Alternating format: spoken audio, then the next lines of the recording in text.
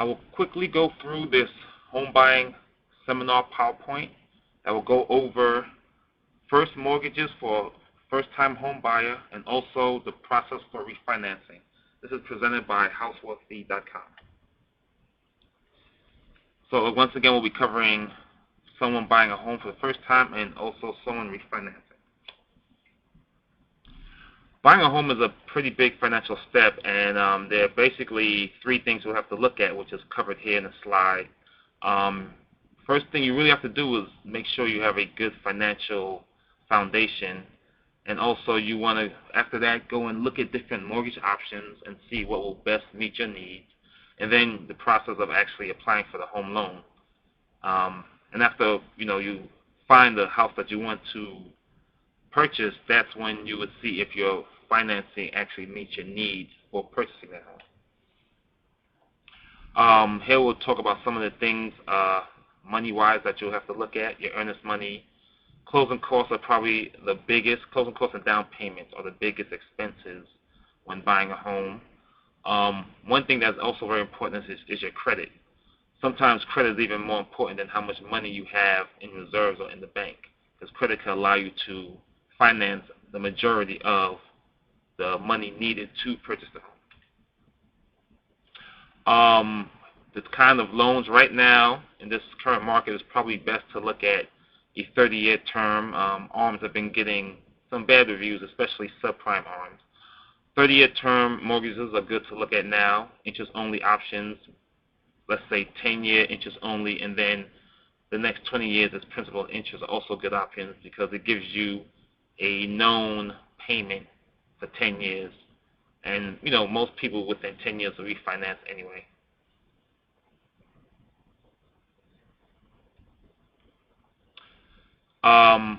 Next thing you do is go to the application process. If you're a first-time buyer, one thing you definitely want to see is if you qualify for some of these first-time home buyer programs. On my blog, I have a couple of postings that talk about some of the first-time homebuyer programs that are available, and it's really worth taking a look at because you could get some below-market interest rates and finance up to 100%, sometimes 103%. Minus that, they'll look at your income, employment history, assets are important.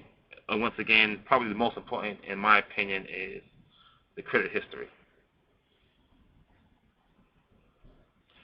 The lender goes through certain processes that they have to use to verify your income.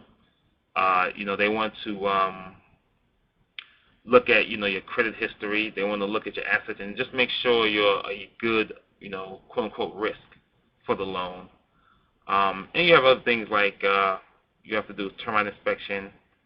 Hazard insurance is one thing that's definitely required. It's kind of like car insurance. They're just something that you need to have to secure the value of the property just in case something happens.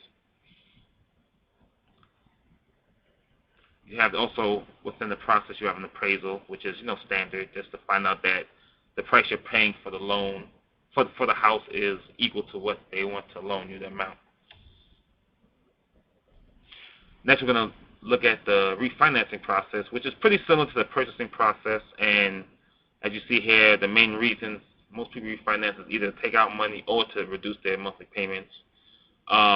Sometimes it's possible to do both, more in 2003, 2004, but right now rates are low, so it may be possible to also do that now and reduce your monthly payments and take some equity out of the home. That still may be possible.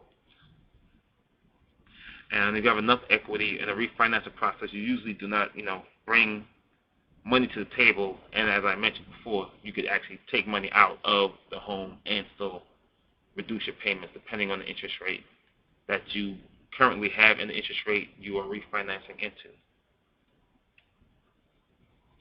Once you get to closing, you have some major documents to sign. I'm sure everybody heard of the good faith estimate, certain disclosures and things of that nature. You have truth in lending, which tells you basically the technical points of your loan. You have prepayment.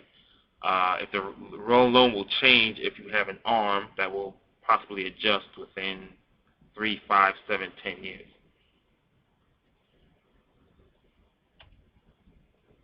Here's some of the sample lender fees. Usually a loan origination fee could be 1 to 1.5%. If you want to pay down the interest rate on your loan, you'll get loan discount points. And that depends on the rate, how much it'll be. Usually to reduce a loan by 0.25%, you'll pay 1% discount point. And 1% is the price, 1% of the price of the home or the loan amount. That's the 1% that you pay towards reducing the interest rate. Everything else here is pretty standard. Yeah, hazard insurance, which could vary. Mortgage insurance premium, that's usually if your loan covers over 80% of the value of the home, then the lender will require mortgage insurance. Some attorney's fees and government fees here. That all depends on the jurisdiction that you live in and your county taxes, state taxes, things of that nature. One thing that definitely varies is title insurance. And again, if you're a first-time buyer looking at 100% financing, I have a posting on my blog that talks about how to buy a home with little money down, and it talks about certain ways that you can reduce your title insurance, by a good amount, where you can save, hundreds to thousands of dollars. So you may want to take a look at how to purchase a home with little money. Okay, that concludes this quick PowerPoint. Just to go over a few quick points, and if you have any questions, you can email me at info@housewealthy.com. I'll be glad to answer anyone's questions on this topic. Thanks.